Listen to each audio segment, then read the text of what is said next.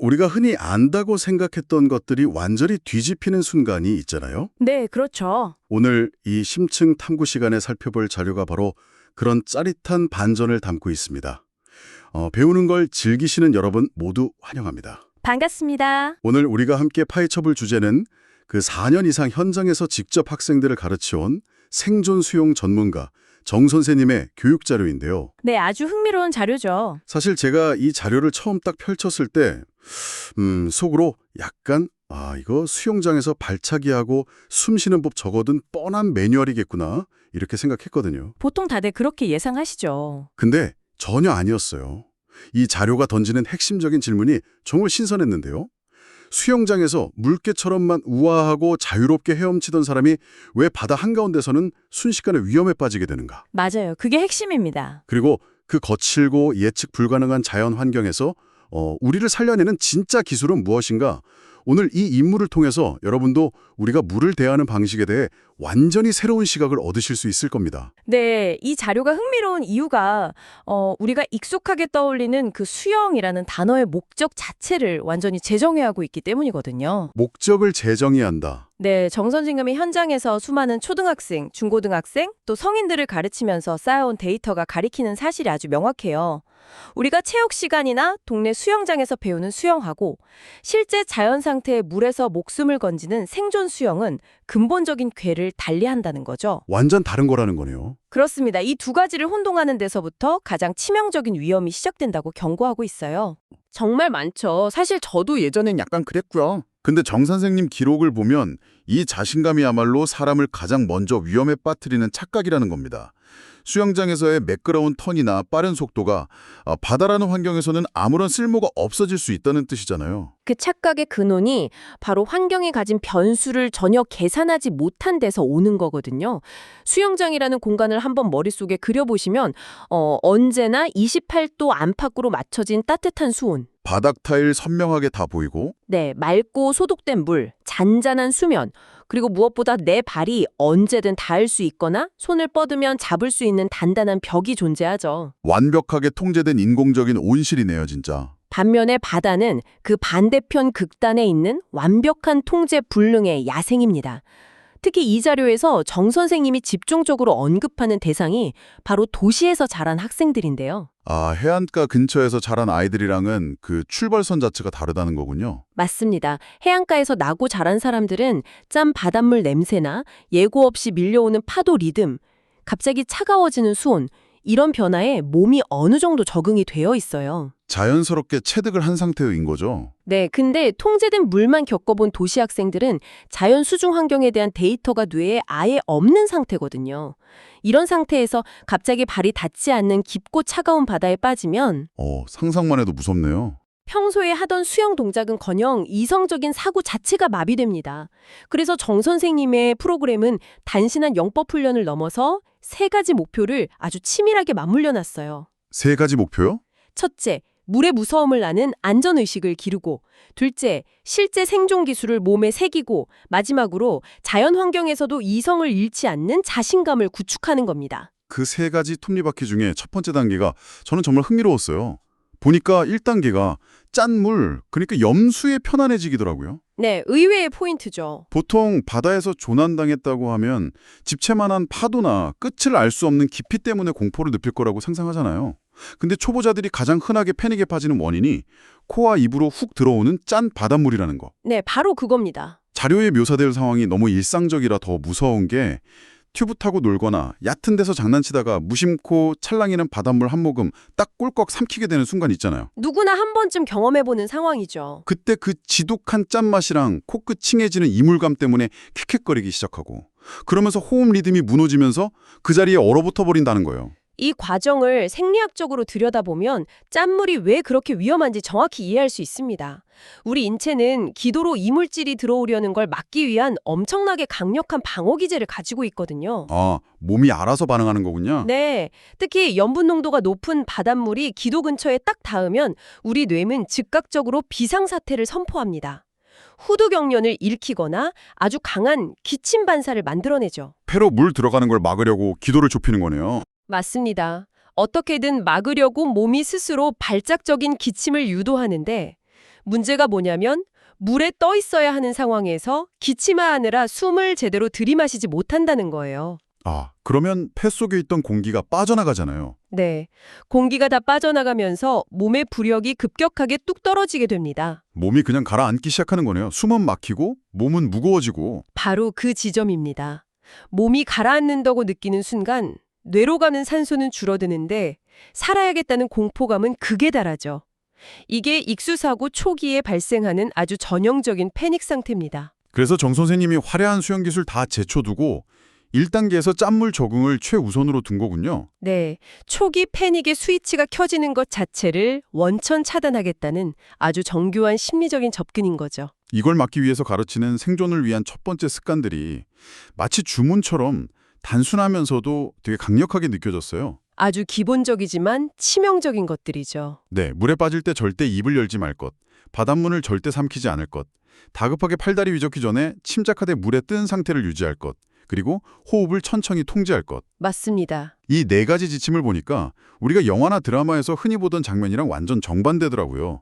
영화 보면 막 물에 빠진 주인공이 살려주세요 하고 소리 지르면서 팔 막 허우적거리잖아요. 물보라 일으키면서. 제일 위험한 행동입니다, 그게. 자료에서도 그 행동이 곧 죽음으로 가는 급행열차라고 경고하고 있으니까요. 인간의 본능과 생존이 정면으로 충돌하는 지점이에요, 거기가. 위기 상황에서 소리치려고 입을 크게 벌리면 필연적으로 파도 때문에 물이 입으로 들어옵니다. 그럼 아까 말씀하신 기침 반사가 오고 부력을 잃게 되고. 네, 화우적거리는 행동도 마찬가지예요. 물 위로 팔을 막 높이 들어 올리면 그 팔의 무게만큼 몸통이 물속으로 더 깊이 짓눌리게 되거든요. 아, 팔을 들면 오히려 가라앉는긴요. 네, 게다가 살려고 막 몸부림치는 과정에서 심박수는 미친 듯이 치솟고 근육은 엄청난 양의 산소랑 에너지를 순식간에 다 태워버립니다. 에너지가 고갈되면 결국 가라앉을 수밖에 없겠네요. 그래서 정 선생님이 제시하는 입 다물고 짠물 피하라는 이 작은 지침이 인간이 극도의 공포 속에서 뿜어내는 파괴적인 본능을 이성으로 덮어 누르는 훈련인 겁니다. 물을 안 먹음으로써 호흡 풍계를 막는 거네요. 네, 그게 심리적 안정으로 이어지고 결과적으로 물에서 버틸 수 있는 골든타임을 확보하게 되는 메커니즘이죠. 이 심리적 안정을 확보한 다음에 이어지는 2단계, 3단계 내용에서 저는 진짜 뒤통수를 한 대 맞은 것 같았어요. 생존 수영에서 가장 중요한 요소가 뭔지 수치로 분석한 데이터가 나오잖아요. 아주 놀라운 데이터죠. 생존을 위해서 가장 필요한 기술이 막 힘찬 발차기일까 아니면 팔로 물 잡는 동작일까 궁금했는데 비중이 아예 언급조차 안 되더라고요. 전혀 중요하지 않다는 거죠. 정 선생님 자료가 아주 명확하게 못을 박잖아요. 생존 수영 성공의 약 50%는 자세에 있고 약 40%는 호흡 조절에 달려있다. 자세와 호흡이 무려 90%를 차지합니다. 이 데이터가 진짜 우리가 수영에 대해 가졌던 상식을 완전히 부숴버리는 것 같아요. 이 90%라는 수치가 의미하는 게 생존 상황에서는 어떻게 앞으로 나아갈 것인가 이런 이동의 개념을 완전히 버려야 한다는 뜻이에요. 이동을 버려라. 네. 특히 40%를 차지하는 호흡 조절 메커니즘을 뜯어보면 되게 흥미로운데 물속에서는 코로 숨을 천천히 길게 내쉬어야 합니다. 천천히 길게. 그러다 고개가 수면 위로 아주 잠깐 올라왔을 때 입으로 빠르고 깊게 공기를 들이마시고 다시 몸의 긴장을 풀고 물에 몸을 맡기는 과정을 반복하는 거죠. 잠깐만요. 여기서 꼭 짚고 넘어가야 할 되게 중요한 포인트가 있어요. 네, 어떤 부분이죠? 보통 물에 빠져서 겁을 먹으면 숨 쉬어야 해 이러면서 숨을 들이마신 상태로 가슴에 꽉 채우고 꼭 참아버리잖아요. 근데 자료에서는 물속에서 숨 참지 말고 천천히 내쉬라고 강조하거든요. 이 차이가 그렇게 큰가요? 이건 생사를 가를 만큼 엄청난 차이입니다. 극도의 공포 상태에서 숨을 꾹 참는 행위는 인체에 엄청난 부담을 줘요. 부담이요? 숨을 참으면 폐랑 혈액 속에 이산화탄소가 아주 빠르게 축적되거든요. 우리 뇌의 호흡 중추는 산소가 부족할 때보다 이산화탄소 농도가 높아질 때 훨씬 더 강력하고 고통스럽게 숨을 쉬어라 하고 알람을 울립니다. 아, 산소 부족보다 이산화탄소가 문제군요. 네, 이 알람을 견디지 못하고 물속이나 물이 찰랑거리는 수면 근처에서 급하게 숨을 확 들이켜게 되는 거예요. 결국 물을 대량으로 마시게 되죠. 아, 그래서 물을 먹게 되는 거네요. 호흡을 참는 게 오히려 물을 마시게 하는 기폭자가 된다니 진짜 충격이에요. 반대로 입술 사이로 공기를 조금씩 아주 천천히 내쉬게 되면 몸속 이산화탄소가 일정하게 배출이 됩니다. 뇌의 호흡 알람이 울리는 걸 늦출 수 있죠. 알람을 끄는 방법이 천천히 내쉬는 거였군요. 더 중요한 건 이 천천히 내쉬는 행위 자체가 부교감 신경을 자극해서 폭주하도의 심박수를 떨어뜨리고 근육 경직을 풀어준다는 점입니다. 길장이 풀리면 산소 소모량도 줄겠네요. 맞습니다. 결과적으로 물속에서 버틸 수 있는 체력을 몇 배나 늘려주죠.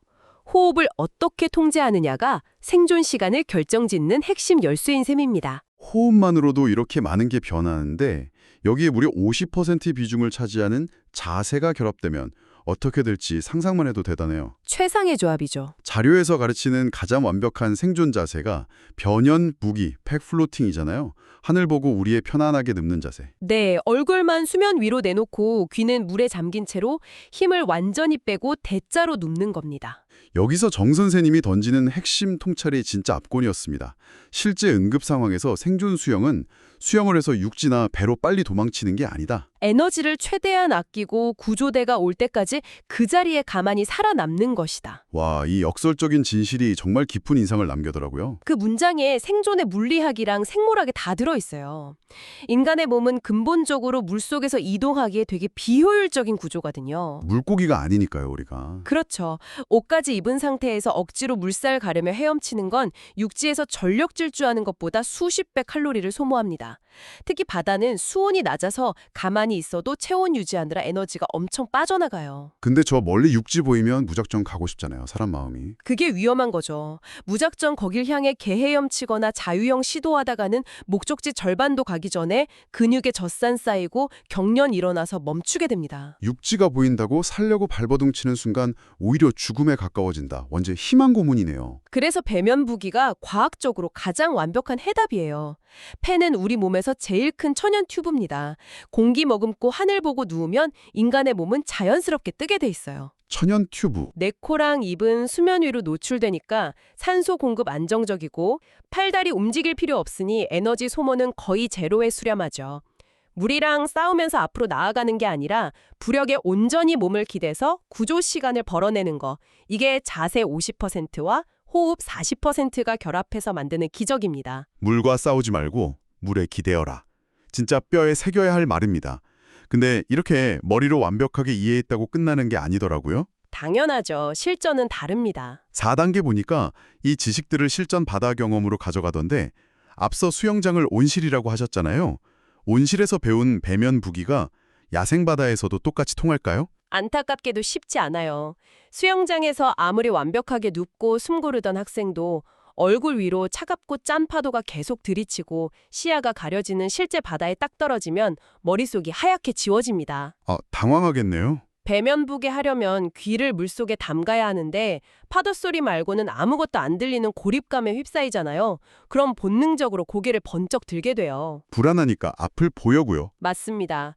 고개를 들면 엉덩이가 가라앉고 엉덩이 가라앉으면 몸 전체가 쑥 가라앉습니다. 머리로 아는 거랑 몸이 기억하는 건 완전 다른 차원의 문제네요. 그래서 정 선생님은 통제 안 되는 자연 변수들, 날씨, 바람, 변하는 수심 속에서 직접 몸으로 부딪히고 반응하는 실전 연습을 거치게 하는 겁니다. 본능적인 근육 기억으로 완전히 덮어 씌우는 필수적인 담금질이군요. 어떤 거친 환경에서도 당황하지 않고 즉각 힘 빼고 누울 수 있게요. 이 지점에서 여러분 중에 혹시 나는 바다 수영도 싫어하고 워터파크도 잘 안 가는데 이런 생존 기술 나랑 상관없는 거 아니야?